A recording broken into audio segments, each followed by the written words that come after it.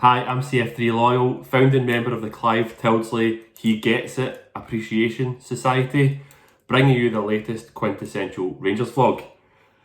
A lot's happened since match day 4 as we have now had match day 5, ranging from Castore punting school jumpers at premium prices to normal service being resumed and getting over last week's disappointment with a comfortable, routine 2-0 victory over Kilmarnock. Now, as always, I tend to start off by looking at the changes to the team, and I think a lot of people were looking for changes following the Livingston result, looking for us to bounce back and offer something different, and we got it. There was 4 changes, starting with Stephen Davis, who came in for Glenn Kamara, who can probably feel a little bit hard done by. And he partnered Ryan Jack, who I think had his best game of the season, and it's probably no coincidence that happened alongside Stephen Davis. They tend to have a pretty good partnership. Then Brandon Barker came in. Now, if you've been watching my videos, you'll know that every single time I mention Brandon Barker, I tend to finish off by doing this. But Brandon Barker had a good game. And I'm just going to say, right, I don't want any Rangers players to fail. I want to see everyone be a success, and I want them to contribute to the club and win a silverware. And Brandon Barker's no different for me. I don't want to see Brandon Barker fail, and the fact that he had a good game against Kilmarnock means that I have egg in my face, and hopefully by the end of the season, when he's one of the many squad players that's lifting the trophy with a smile on his face, I'd love to have egg in my face. So Brandon, please keep up the good work and continue to just throw it back in my face, big man. Then we had first starts for Cedric Itten and Kemar Roth. So from Itten's perspective, I felt that first half, and I'll come on to the actual way the game flowed, but first half he was played out in the right. Steven Gerrard said himself that he is not a right winger, and he was uncomfortable out in the right, and actually when he did go through the middle, particularly when Kemar Roofe went off in the second half, I think Itten came into his own. He certainly grew into the game. He had some nice touches, and I think his link-up play looked really effective. I think the one thing for me about Itten is he did have one big chance in the first half.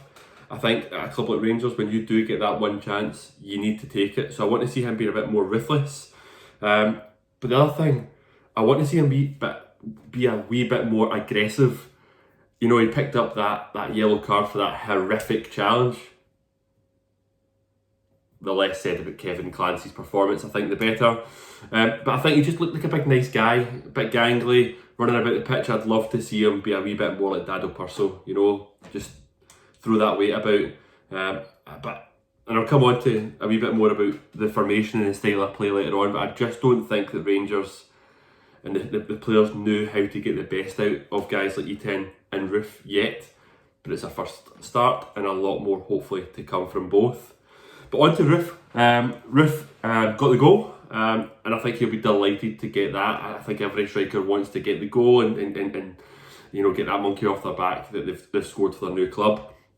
He hit the post, but he picked up man of the match. Now, Kemar Roofe would not be my man of the match. I'll talk about individuals later on. He wouldn't be my man of the match, but interestingly, I had a good interaction with Jordan Campbell from Athletic on Twitter this week, where Jordan Campbell said that he re-watched the game when he got home, and he said that Kemar Roofe is one of those players that I think you appreciate a little bit more when you watch him in the flesh. He said that his movement off the ball was tremendous, and I think that probably resonated with me, because when I heard that Roofe got man of the match, it surprised me a little bit.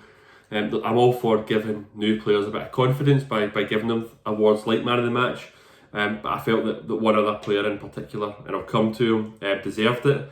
But when you hear Jordan Campbell talking about his movement off the ball, you can potentially understand why he got man of the match. And I think having somebody like Roofe up front offers something entirely different to Morelos. I think Morelos is one of those strikers that can win you games up front on his own. You know, particularly in the Europa League. He was almost this all-round centre forward that was able to do everything. Roofe, for me, looks to be, you know, I would say he's a wee bit more like a Bobby Firmino for Liverpool, albeit still a different style. But what I mean by that is he's probably a centre forward that will link up play rather than be the guy that goes out and wins the game on his own. And that comes with pros and cons. I think you'll see that the team will start to play better rather than relying on one player and playing to that one player's strengths. I think Roof will help bring in other players into the game. Hopefully guys like Kent, Hadji and Aribo, he'll be able to bring them into it. But you know, my one concern at this stage would be when we are against the run of play in Europe, will guys like Roof and Itten be able to win games single-handedly on their own the way that Alfredo Morelos done? Only time will tell. The only comment I'd make about Roof to finish off with is obviously his shirt. I joked already about Roth. We can laugh about it, but it's not really acceptable. It's not Rangers class. But somebody else can tell Jerry Bell, not me. Let's hope it's right for next week. The one player I mentioned there was Alfredo Morelos. Now, Alfredo Morelos was not in the team sheet. When I seen the team sheet and I seen Barker starting and I seen that Morelos wasn't even in the squad, I got the fear. I did get the fear. We've been so reliant on Alfredo since he joined, and particularly in the Steven Gerrard era, that I did get the fear when he wasn't there. But I suspected he wasn't going to be in the squad because we probably all got the similar WhatsApp message that probably isn't the most bizarre WhatsApp message I've had this week. But I can just picture Alfredo kicking about the training ground like this, crashing into cars, and then Stephen Davis and Ryan Jack pulling Steven Gerrard aside and saying, we need to get rid of this boy. I think we can take that with a wee pinch of salt. But yeah, from a Morelos perspective, there's a lot in the media right now who are eager to just put the boot in to Alfredo Morelos. They want to see him gone. It's laughable considering these are guys who have slaughtered him for his performance. All of a sudden, you know, they seem very keen for us to move him on, almost like they actually do recognise that he's a top talent. But these are also the same guys that will refuse to make a negative comment about Lee Griffiths, for example, but very keen to stick the boot into Alfredo Morelos. I think us as supporters need to stop listening to the media a little bit now. There are rumours circulating. We don't know what the truth is. We don't know whether he stormed out of training, if he crashed into cars at Murray Park, Auchenhowie. But I think you know, one of my mates nailed it for me. As supporters, we need to be adult here. Alfredo Morelos has given us some great years. He's a player we signed for £1 million, and we're kind of rumoured at the moment to be selling him for 20 million. That's a sensational return to the club, and will allow us to reinvest that. But it's his on pitch performances and involvement and contribution that I'll always remember personally. And I don't want this to turn sour. I know that there's teams like Lille and AC Milan after him. You know, I spoke previously about his foundation and how keen he was to continue to give money back to Colombia and his hometown. I really understand that, and I think he wants to get the best package available for him to then give back to his country. And I think he served Rangers very well. I just hope that when he does leave, he doesn't burn bridges with Gerrard and with the fans and with the club. Because I tell you what, Alfredo Morelos is probably my favourite player since Jelavic, for sure. I probably put him above Jelavic. It's controversial, but I think individually Alfredo Morelos gives more than Morelos. It gives more than Jelavic. One of my mates actually said that he's probably the most exciting player and player capable of winning games individually on his own since Gaza. Discuss that. But I think it's time now to move him on. I've been quite reluctant to see Morelos leave. I think the time is now right to move him on. I think we try and do it at pace now so that we can get the replacements in. Now, the replacements, we've mentioned about Itten and Roof. The replacement will be interesting for Morelos because we've got a great squad depth at the moment. You know, when you look at the team that started the season, we had guys like Balogun in. Helander replaced him because he's out injured.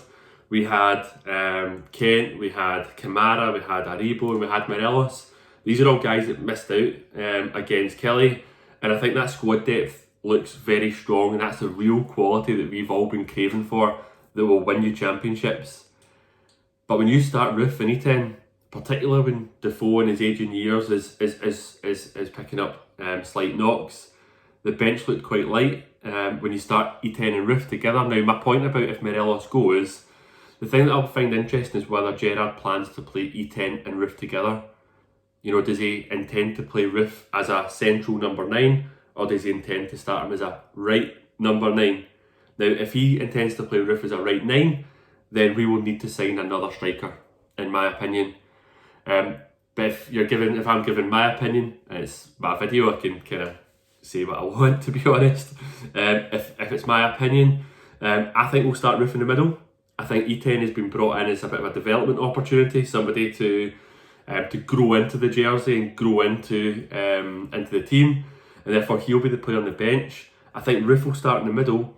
I think if Morelos goes, we will look to sign a right forward, somebody that will start hopefully ahead of Hadji and offer us something similar to Kent in terms of that goals return. Now, don't know who it is, possibly Andreas Skov-Olsen, but we've spoken about him before in terms of being that number 10 who can play across the line. I do still think if we do sell Morelos, we need to bring somebody in, probably on the right hand side, but I think we need another number 10. You know, if something happens to Kent, for example, I praised Barker earlier on, but you don't want to be starting Barker for a long period of time, and we'll come on to Kent later on. But I do think we definitely want to use that money to sign somebody on the right hand side of the front line, probably a number 10 that can play through the middle on the left, and a centre mid that will partner Ryan Jack, somebody who's more box to box. I think if we do sell Morelos, that money can go on those 3 players and our squad will be complete. So very exciting times right now, one that I'm monitoring, and I'll come on to some names that have been rumoured recently. Now, onto the game itself now. First half against Kilmarnock was very similar to Livingston. I would say first half it looked like we didn't have an identity. I spoke already about, I don't think we knew how to play with E10 and Roof, but we were resorting to a lot of long shots from outside the box, and that's encouraging. You know, as much as Kelly sat deep, we were still finding space. There was a Kent chance in particular, what a touch that was, and he was really unlucky. But we had a few good shots from outside the box as well, Kent in particular. So it's good to see us trying to do things different, but it was the second half for me that really changed the game. It was a bit of Jekyll and Hyde, but I think we changed the formation in the second half. Now, first half I think we were kind of more 4-2-3-1 with E10 on the right. I think second half we looked probably a wee bit more 4-4-2, and I think it was great to see Steven Gerrard being versatile in his tactics, but also good to see us having the players that can mix it up, because teams will come and sit deep. That's the 5th team out of 5 that's came and sat deep against us, and they've offered absolutely nothing. It's turgid to watch. You know, Kelly were another example that they offered absolutely nothing, and it was boring. It really was boring. But it was interesting to get a bit of perspective from some Rangers men. Walter Smith spoke before the game about Scottish teams don't necessarily have the best players or the best coaches, but they come to Ibrox and they know how to set up against Rangers. Very defensive, very organised, difficult to break down. And Kevin Thompson said during his co-commentary with Clive Tildesley that he doesn't remember when he was a Rangers player teams coming and sitting so deep, and it is very, very hard to break teams down that are being so deep. And that's why it was so pleasing to see us get a couple of goals. Now, there's a couple of players in particular that I want to call out, and the first one is Ryan Kent.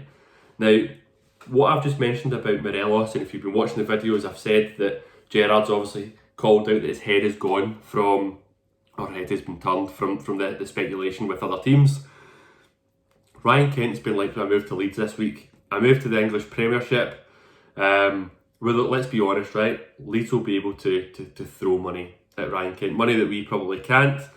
And it wouldn't surprise me if he's, you know, keen to stay with Gerrard, keen to get another season under his belt and really perform, challenge for silverware. But you know, when a club like Leeds come in, now we're a huge club, we're a much bigger club than probably 95% of the English teams, English Premiership teams. But Leeds will be able to throw money at him, and he's only 23 or 24. Money talks, and it wouldn't surprise me if he does listen to Leeds to see what they offer. But the difference for me is his attitude. You know, I've spoken about Morelos' head being turned. Ryan Kent, what a performance, Ryan Kent. Earlier on I said I had a different man of the match to the sponsors at the game. My man of the match was Ryan Kent. It was probably closely followed by Brandon Barker, to be honest. But Ryan Kent was excellent. I think it was Shirley, I can't remember her surname, the Scotland national team coach, the women's national team coach on Sports Team. She's called it a couple of times. Ryan Kent is so important to us because he's the one player that can really drive us forward. He takes the ball and he moves it forward. And I called that out in my squad review videos before the season started. And one of the things that I said about Ryan Kent is, for Ryan Kent to really take his game to the next level, he needs to start adding numbers to his game. And he's now doing that. Another excellent goal from Ryan Kent. So well done, Ryan Kent. We need to keep him. You know, my nervousness about Morelos earlier on in the season is kind of diminishing now because of his behaviour. I think genuinely we can wave goodbye to 55 this season if we sell Ryan Kent. That's how important I think Ryan Kent is to the team right now. Now, I think Steven Gerrard needs to do everything to try and keep Ryan Kent. There's a bit of talk that he's got a minimum fee release clause. I think we need to try and tie him down to a new contract. If that's true, get that out of the contract, because if it is true, I can't imagine that the man that was Mark Allen would have negotiated a good fee release clause. For me, Ryan Kent should be going next year for upwards of 20 million if he can contribute the numbers that he's currently contributing, and he can win us a league. So, yep, thank you, Ryan Kent. Keep up the good work. Now, the other players I want to talk about is the fullbacks. We are becoming very reliant on our fullbacks at the moment. They're offering us the width, but they're also offering so much creativity. Barisic in particular, Barisic's ability to pick a man out in the box is second to none. I can't remember a player at Rangers that's got that level of ability to get up that byline. They're very different, Barisic and Tav. Barisic tends to go up that byline and get the ball into the box, and it's encouraging to see Roof's movement. You know, if you watch Roof, he starts to go towards the goals, the defenders follow him, he pulls back, and that creates a space, and Barisic picks him out nicely. That looks like a partnership that could really flourish, and I'm excited to see where that goes. Like Kent, there's a lot of talk about Barisic. Leeds again, Bielsa can get to.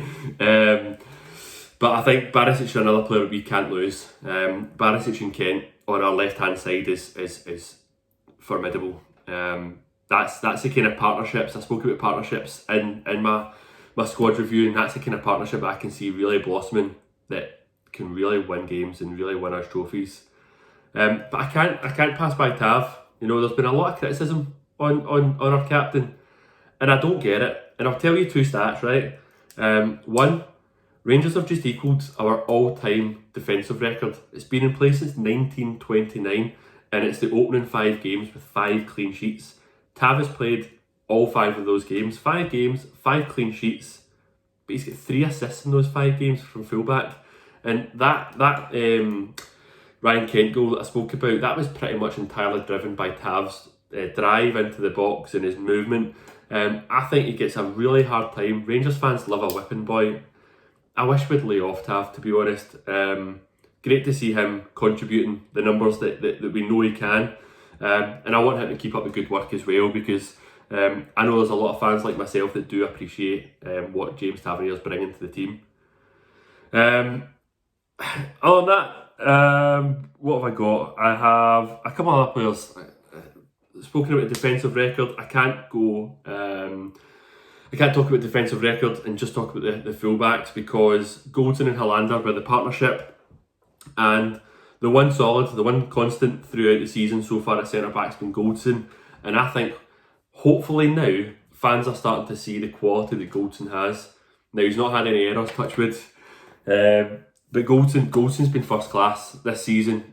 His leadership skills are really important to our defence. I've spoken about it previously that I sit in Copeland front. I can physically hear the defenders, Alan McGregor, in front of me, and Goldson's one of these players that really does. He's very vocal. He leads from the back. He organises the back line, and I think he's a huge reason why we've got 5 clean sheets. But his partner, Helander, Helander is a player that I spoke about in the squad review before Katic got injured, before we brought in Balogun, and I said that this is a big season for Helander because he's had his injury problems. Last season, Helander looked sharp. He looks very sharp. Balogun will have a tough job getting back into the team when he gets fit, I tell you, and that's brilliant to have that level of competition. There was a moment that summed up Helander for me, and it's when he outpaced Chris Burke. Chris Burke got the ball round him, and he made a beeline for the goal, and Helander beat him for pace. Helander's as slow as Davy Weir. I don't know where to get that yard of pace from, but that shows how sharp he is at the moment. And I thought it was excellent. I think that summed up his performance again, and he's another key reason why we've got 5 clean sheets. So overall, in terms of performance, we were in full control. Kilmarnock offered nothing. They were very defensive. We kept probing. We did different things, changed formation.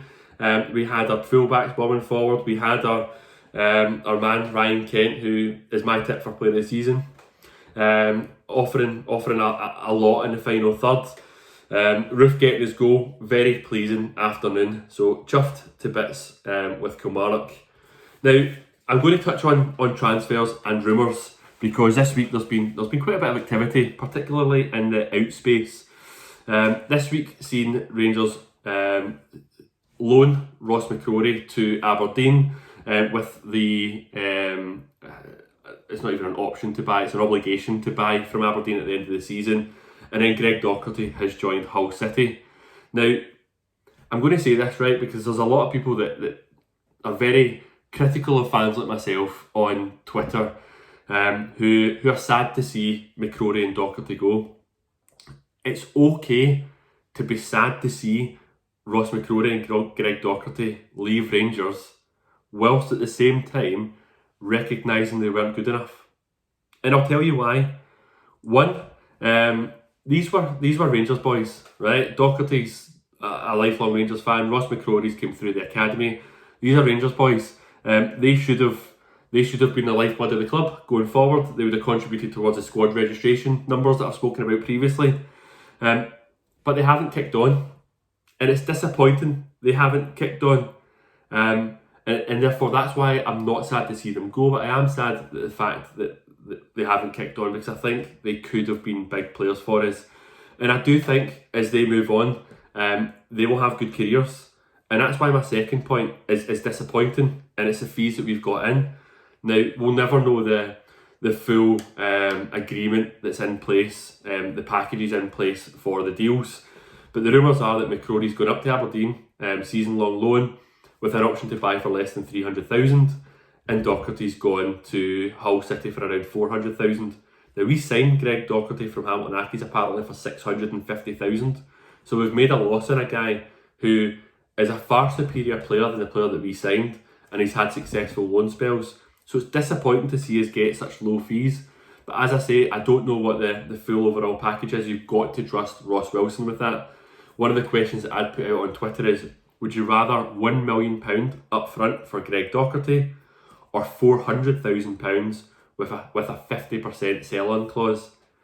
And given that I think that these guys will go and do very well, I think you would take the latter, where you could take the sell-on clause and hopefully benefit from his next move.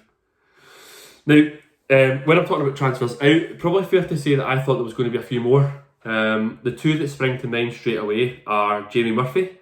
Jamie Murphy's been linked with a few clubs, including Dundee United. I expected Jamie Murphy to move on, and he didn't move on.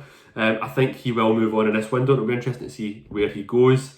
But given that we didn't get great fees for the players aforementioned, and the fact that it's Dundee United linked with Murphy, I think we might just be writing off his contract and letting him leave, which is a shame, because I think Jamie Murphy's a decent player. He probably offers more than paying him off.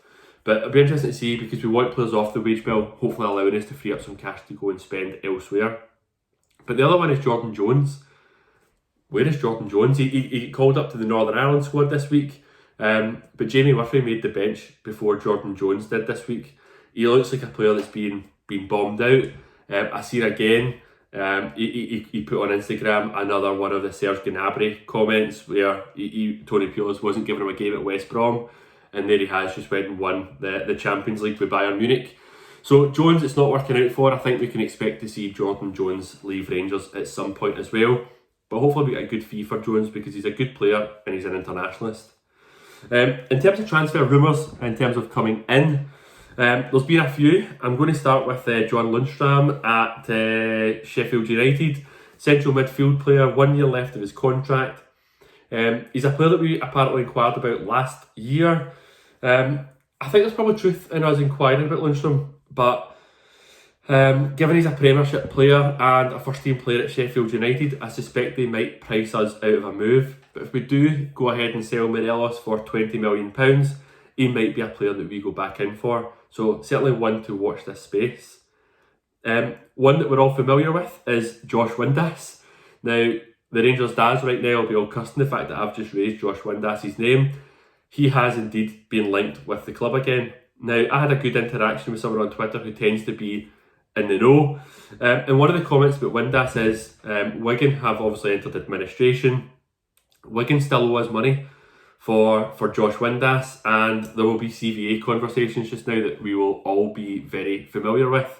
And apparently, if you think about, I don't know what the CVA agreement is that Wigan are looking to agree with administrators, but let's say for instance it's 5% and they still owe us £500,000. That means that they'd essentially be paying us 25 grand. The conversation I had on Twitter from a boy says that apparently, as part of the CVA, Wigan have offered us Josh Windass to cancel out the remainder of the payments, and it's something that we are considering. But they do have another couple of payments, another couple of offers in for Windass, so it could come down to the player. But it's an interesting one because Josh Windass had some excellent numbers at the club. I actually think he would have really suited the number 10 role that we deploy, but he didn't hang around to try it out for himself. He was quick to leave, believed his own press, and I think when you look at the open goal interview that he had with Simon Ferry, he was very much about himself. He didn't really care about the team as long as he played well, and I'm not sure that that's necessarily the kind of character that we want in a team that's going for a championship title. So it's a no from me, to be honest. The other name I'm going to call out just now is Turnbull, David Turnbull at Motherwell. He'll accept to sign for Celtic for around 3 million. I think it was rumoured around 2.7 last time around, so it'll probably be around the same figure. Throughout the entire summer, I've said that Rangers should look at David Turnbull. He's a Celtic fan. It looks like he's going to Celtic, but I don't know if we've put a bid in for Turnbull. If we haven't and he goes to Celtic, I think he'll turn into a top player. And it's unfortunate for us that he goes to our biggest rivals.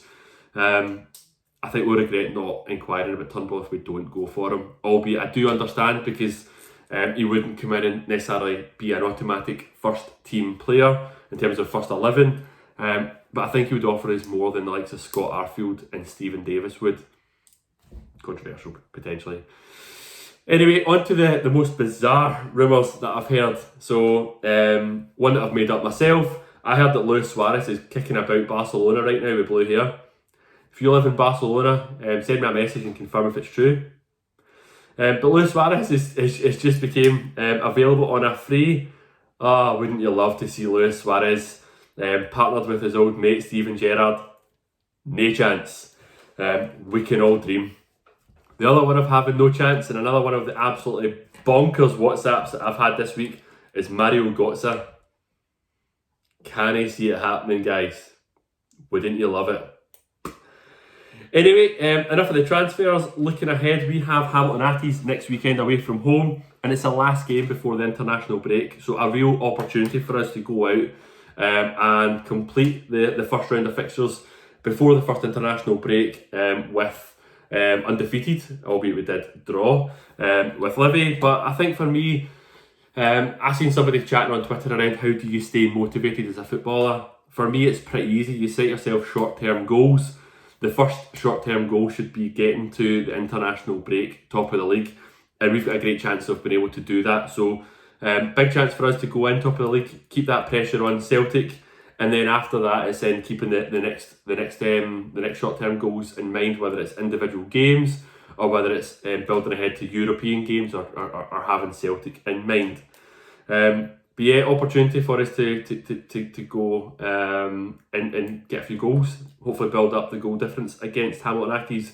Be interesting to see what the team looks like against Hamilton. I think that's pretty much everything from me. No, it's not. I knew I had something else to say about the international break. International break is coming in a week's time. It's a good opportunity for us to take stock of the group, of where we're at, and probably a good opportunity to get some of the new boys kind of embedded with the players. I'm thinking of V10, I'm thinking of Roof. I think the only downside is I suspect both of those players might be called up to international duty, which would be a shame. But it's a good opportunity to get the boys training, restock as to where we are, get a couple of the feedback back from the coaches in terms of how we've performed so far in the season. But it's potentially an opportunity to get the guys out the door that I've mentioned earlier, potentially others like Greg Stewart, maybe Brandon Barker, a few boys out on loan as well, like Lewis Mayo, Josh McPake, Dapo Mabudi, JB Borjonis. So we'll see what happens, but hopefully we get a few players in at some point, and that could be the key time to get them in, get them familiar with their teammates and ready for the first game after the break.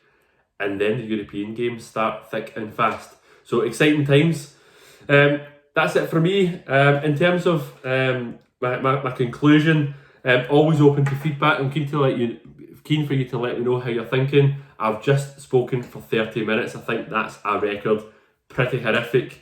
One of the things I was going to say is some comments around me sitting speaking to a camera is not the most engaging. I would love to have other people come and sit and chat with me. Two of my mates that have been watching all the games with me are Scott and Big Alan. Alan in particular would be the Three Bears. Alan in particular is on Twitter as Staunch A. Get tweeting him because Big Alan's a great character. I think he'd be brilliant in the vlogs.